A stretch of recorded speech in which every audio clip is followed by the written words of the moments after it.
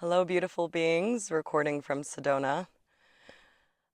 Something about this land always feels like it opens my throat and clears up distortions. And so I stopped in the middle of the trail, attempting to look for a cave, and I was like, this is the right moment.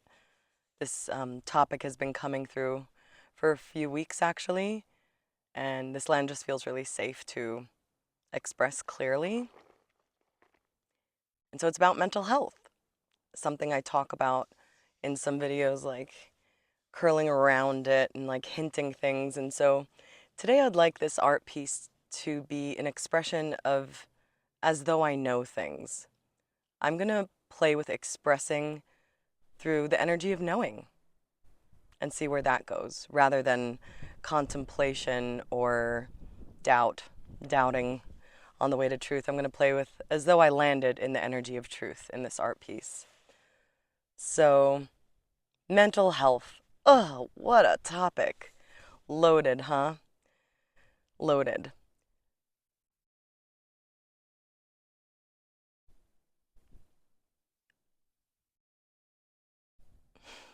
Inviting you to just feel what that brings up for you when you hear mental health.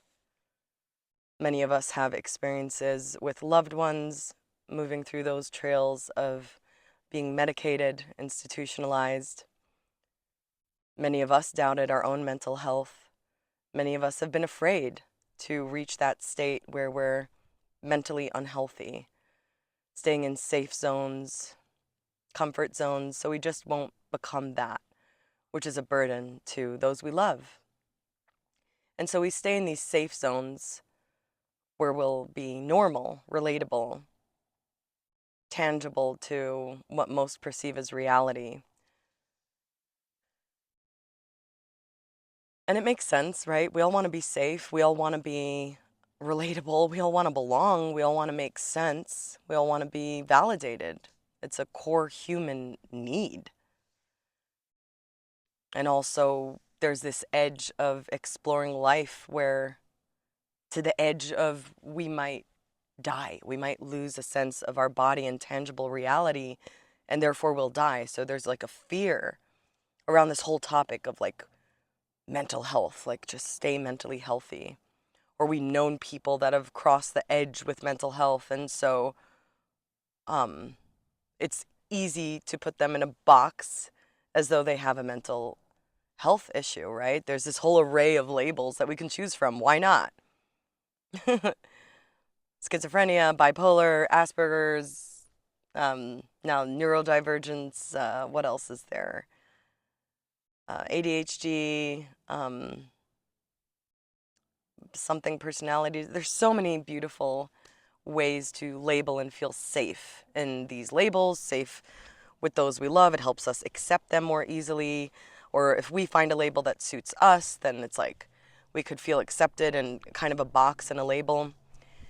This is really sad because when we find a label or a box for someone, with them knowing, without them knowing, or for ourselves, it like creates these walls where we only can play life in those walls. And not only that, the label, attention to the label, amplifies that projection. So for example, if you see your parent as bipolar or schizophrenic, you'll see more and more and more of why that is true. That is how quantum creation works. And this is not at all to blame or shame. We're all doing the best we can with the realities we were birthed into, choosing life, choosing love. We're all doing the best we can to access compassion, understanding, forgiveness. It's not about that. It's about understanding the quantum power we have, meaning like from the most smallest subtle thing that we do, that moment we decide someone is mentally ill, into how that affects on like a larger quantum scale. And the good news is we have the power to shift this through acknowledging what we're doing and creating quantum miracles. I've never thought of that term, quantum miracles. So I've had this with people where I've experienced quantum miracles where I thought I saw them in one way, in order for me to feel like I know who I am, I know what's happening, I'm in control. where I let it go and I got curious, and reality shattered into like a snow globe, into like a quantum miracle where I was able to see it differently, where it was like there was a snow globe around the person and voila, wow. Can't believe I was doing that. So when we create labels on those we love, with many reasons why, it creates more of that. And that person can feel that they're being projected upon, and then even act more and more and more mentally unstable. Because, like, if I see someone as a bad person, a thief, or whatever, they're going to become more and more of that the more I focus on that, right? Now, there's an aspect of like, okay, well, if you're reaching that extreme case of seeing someone as that, then where are you not in your own safe zone of your experience? It could be that you're not following your truth, or like having healthy boundaries of like when not to be somewhere, when to be somewhere, when to give someone, when not to give someone. We take over responsibility for people, and then therefore, and therefore then, like, the more we're out of our own caring for ourselves and our own truth and honesty, then we're like, oh my God, this person is having such a massive effect on my reality. They're that. They're that. So we do this to care for ourselves, or to even create more excuses of why we're to like not be in that optimal experience with ourselves. It's like, if I'm seeing this person, if I'm seeing my father as manic, then where did I come out of my own integrity with my experience? Did I overgive? Did I not express my truth? Did I assume that he's not capable of receiving me in a certain way? This is a very delicate co-creation, and I just want to highlight what we're doing, because we're reaching a point where those who we've labeled all these things, or these parts of ourselves that we're repressing and hiding from, they gotta come play a part in co-creation and procreation. Because what's happening now is these timelines that were split, these parts of ourselves that were split, they want to come into wholeness. There's a weaving that's happening. And in a way, a weaving is honoring all parts as whole and complete and beautiful and love. So in this weaving process, if we're like, yes to this, yes to this, yes to this, no, no, no, there's going to be a clog in the filter of life. And that the more we clog it, the more of a strong dam it becomes. And we will feel that lack of belonging that we're projecting onto it. We'll feel that clog within ourselves. Within ourselves. So let's talk about mental health. To have this optimal state of mental health for all, we need to actually acknowledge what we're doing in honesty, so we can expand as a flower of life. And so why? How did this happen? Like this mental health thing, right? Because of the way I'm seeing it, imbalance. We were born into a structured system, which was called reality, trained in school, in our culture, from our genetics. This is how you survive this reality. This is how you survive life. This is what you need to do and to become in order to belong, survive, make money, eat, piss, whatever. And those survival trainings were way out of proportion. It wasn't like, hey, when you climb that tree, be careful, or drink more water when you're in the heat, like basic survival awarenesses. It was more of like, to maintain into the body and stay in the body in optimal states. It was more of like, no, don't follow your body and your imagination in these ways. Sit on this chair, stare at the board, and take in this information that is absolutely mostly lies. Remember it, get a grade so you will survive, and use all of your attention and awareness to recite these lies. Is that not enough to make a child begin to feel like he's crazy, they're crazy? To tell a child Keep on those distorted shoes on your feet that are hurting you. Don't walk barefoot. It's dangerous. Don't. The child experiences repression, a lack of belonging, seeing all the adults around them not only share lies, but live in a lie, be in denial of what is true, see their parents in stress and survival mode. And then, like, as a child tries to express it, it's like a threat to the parent's reality, an operating system. And so the child begins to think, I'm crazy. I am sick. The people who have birthed me see me as something's wrong with me. Teachers are looking at me like I am not a good person. And then the medicating starts. And then the let's assess this child. Like, why aren't they doing what everybody else is doing begins. And then to put the medication into the system and to numb the child's compass creates a disbalance of the natural organic nature of that human, which is a part of the whole. And then it starts like, oh my God, you don't fit into this solid system that matters the most. It matters the most because most of the attention has been trained to create and funnel into that material, dense reality. And therefore, the polarity of that soul starts being like, whoa, this really matters. I am absolutely insane. Rah, you think I'm crazy? I'll act it out. That's the part you're casting for me in the play of life, in the Leela. Okay, I'll play out that character if everybody wants me to.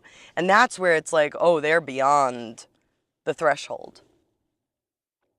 So is it too late to see what we've done and what we've all been a part of? No, it's not too late.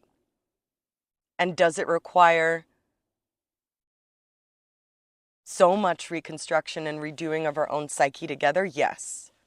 But the good news is that you acknowledging this and seeing it in yourself and in our culture will create quantum miracle moments where you'll be able to see the gifts these people have for you, for yourself, those parts of you, the ones you're afraid to face, the ones that question reality until it all dissolves and dematerializes because of all these programs around death.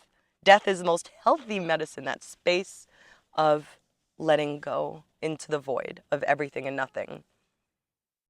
My vision, which I will not let go of for as long as I'm able to speak and express, is to have these centers where people can have yummy ego deaths and rebirth into innocence. It could all be theatrical and playful and sensual deaths through float tanks and salt rooms and comical theatrical things that you say about them. They can go through this process without needing an external medicine, without simply through being aware of a natural process of going into a necessary place of transformation, so people will not need to fantasize about death, or they won't need to fantasize about suicide in order to liberate. How sad is that people feel they need to kill their body in order to feel free again? And all this shame around it. I thought of suicide. Oh my God. Put them on the line. No, that's the guidance, that's the leadership, that something is fucked up with our culture.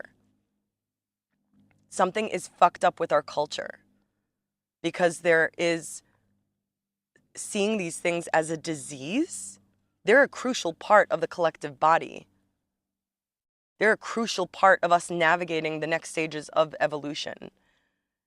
In ancient traditions and in certain tribes, those people were the chosen ones to go into the darkness and help the tribe navigate into the transformational, undeniable stages of death and rebirth of the tribe. And so this whole concept around mental health, it's in each of us. We have these parts of us that are being suppressed because we're afraid to let go of safety, control, survival. And this isn't to shame or guilt. This is to bring light to the truth of what has been happening. Anything that is taken outside of ourselves and to numb, it's okay to do that. It's okay. There's nothing wrong with anything. Like, I gotta tell you, because it's bubbling up inside me. I was in a conversation with people I'm staying with the other day, and she was talking about her brother that is schizophrenic and what a burden he is to the family. And I could see that she, beautiful being, intelligent, wise, if you watch this, just know that you inspired this video. We had a conversation about it already, and she was like, oh, the whole family has to take care of him, and the whole, it's really, effed up. And I was seeing how, like, he was a mirror to what she may not be allowing herself to tap into, her own psychic abilities, her own intuition, her own questioning reality, that we're all part of this one body. And so if we're not doing that ourselves, the role and the energy is going to be someone else's job, and they're going to need to do the majority of that work for the collective consciousness, because evolution and transformation and change is the only constant. So as we're changing and evolving and transforming, if a bunch of people are like, nope, you're mentally ill, nope, you, and I am mentally stable, I'm able to control my reality fully, constantly, oh yes, then it's going to be disbalanced. They're going to be super healthy, in control, normal ones that no matter what's happening, they're consistent, they're maintaining, and they are maintaining the reality structure. And as long as they're doing that, those who don't fit into the structure that they're maintaining are going to stay sick. And not only in this life, in next lifetime too. It's just like this endless loop of maintaining a certain reality machine in order to preserve it, to preserve the life of it. So the reality we're in is so afraid to die because we don't know what that's going to bring, that it stays like calcifies like a cancer. It's like, oh, more of this, consumption, more, get, material, more things here, more things. It's a certain energy that runs in all of us subtly, and there's gonna be a point where we're all gonna see it, and by seeing it, it's gonna start transforming. And so I've been noticing my own, like with my family, I highly doubt anybody from my family is gonna watch this. I think I'm really weird. But if you're here, I love you. You're perfect. But in my family, there was a lot of like that projection of like, are you mentally healthy, unstable? Like my own family members were part of the being medicated and mental health institution. We both thought my parents were like, I saw my mom as like a bipolar narcissist and my dad as a manic depressive, like, and I lived that. And there was a certain miracle quantum moment where that illusion collapsed and I was able to access and see, when I let go of the judgments, of my mother's wisdom and her interdimensional technologies. And she saw that I saw her, and there was a moment with my dad where he started glowing. Once I stopped calling him things in order to make me feel more comfortable, I was like, wow, he is like an angel, an expression of sorts, like undercover angel. And it's been beautiful. It doesn't mean that I'm hanging out with them all the time. It doesn't mean that I need to be in constant contact with them. I'm with them in a way that feels good. And every time I meet them, it's so fun.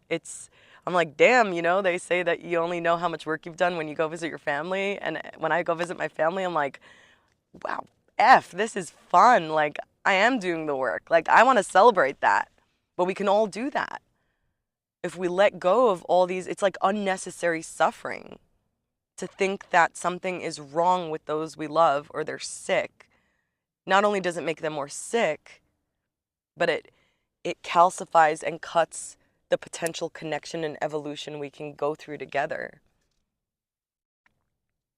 It doesn't mean you need to like people. It doesn't even mean you need to actively love people. It means, are you open to being in transformation with others? Are you open to letting go of all labels and judgments that we were trained to see things in certain ways? Are you willing to let that all die and know that you're eternally safe because it's all love?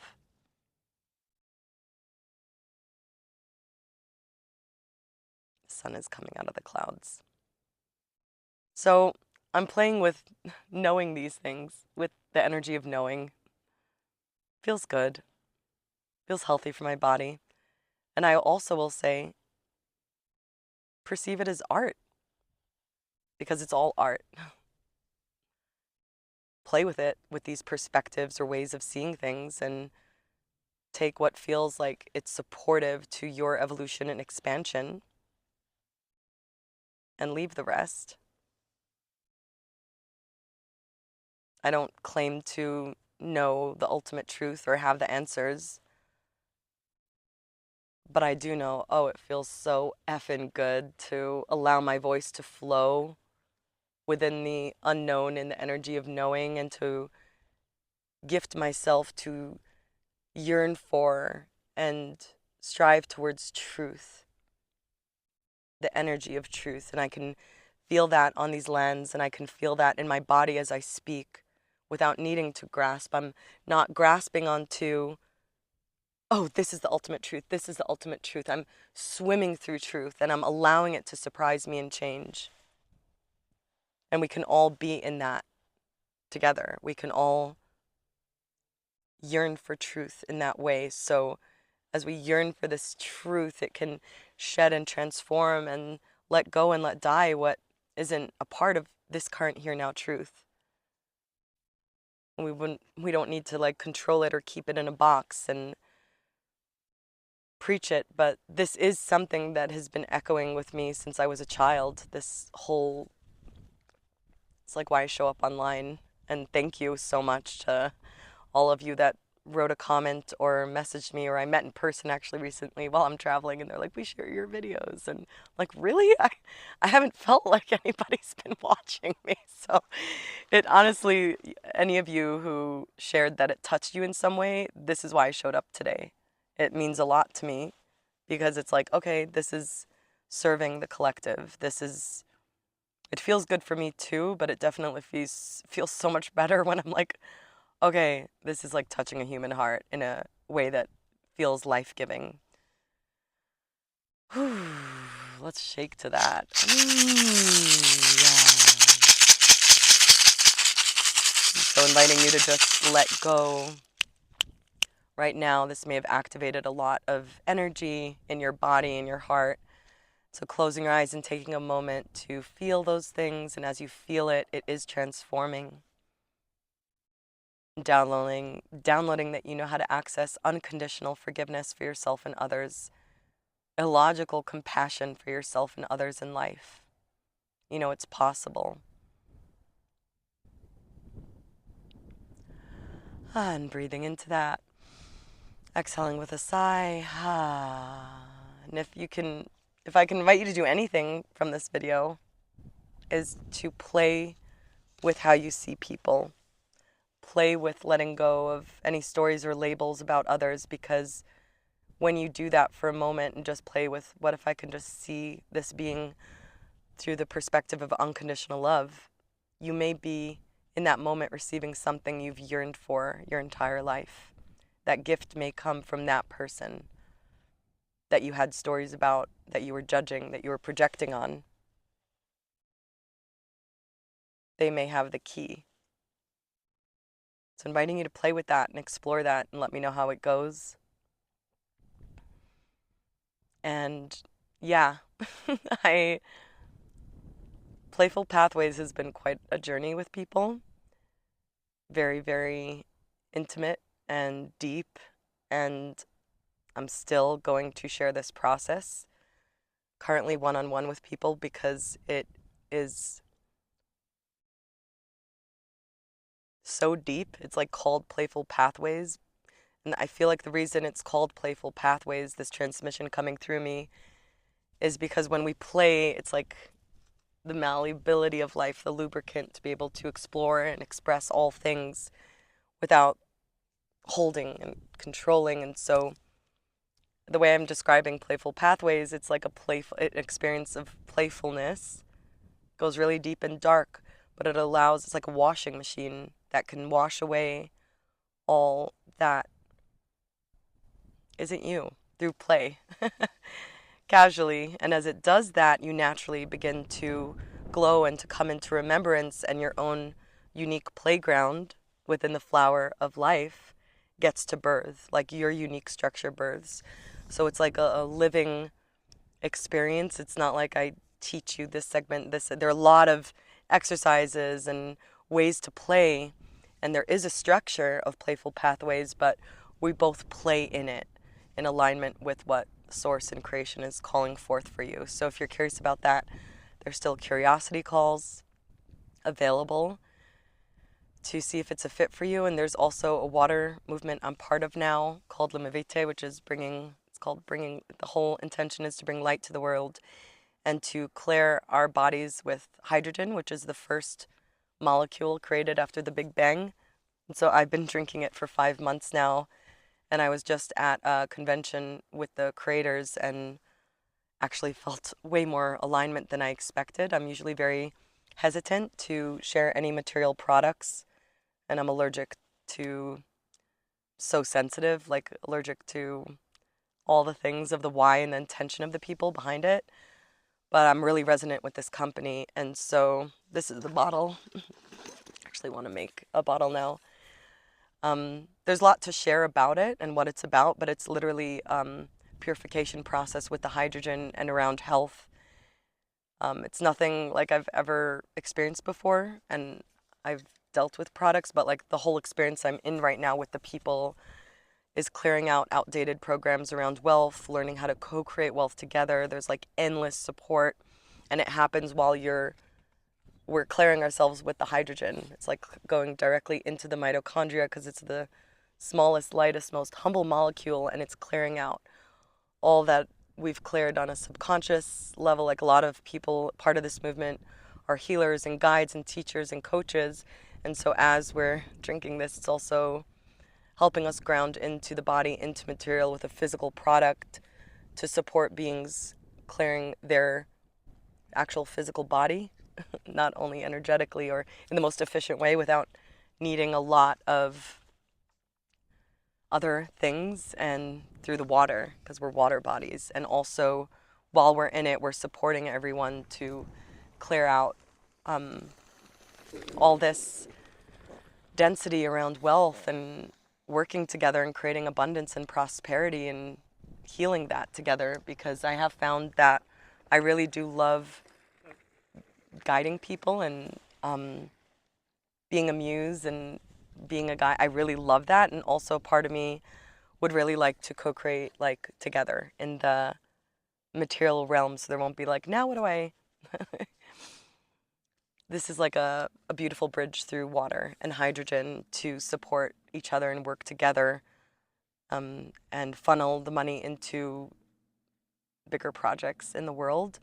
Like all the people in this company, it's just like they all have this like innocent integrity in their eyes, and it's just, yeah, that's why I'm here in Sedona, was for this Lumivete movement. So if you're curious about that, you can also schedule a curiosity call. So sending you so much love, and that you know nothing's wrong with you, and you're not crazy, and it's okay that you're different and that you're unique, and that we get to let go of this whole, I feel like so much unnecessary suffering has shed for me around being like others or comparing myself or seeing myself as something being wrong with me. I like swam through different realities on the way to Sedona and met different versions of reality, and remembered how people see me really does affect my body and my psyche.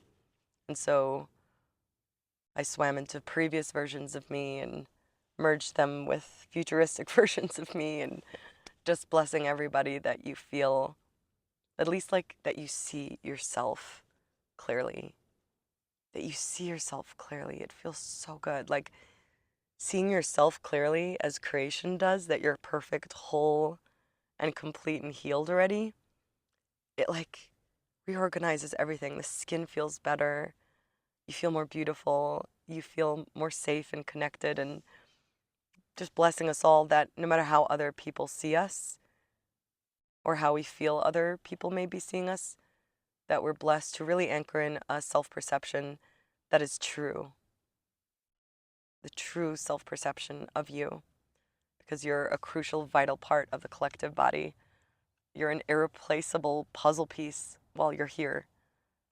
And so let's connect. I love, love, love, love being in a space of transformation and always open to learning how to co-create better containers or better ways of waking up together into a dream reality that doesn't feel like a constant nightmare. So that's the most positive way I can say it now.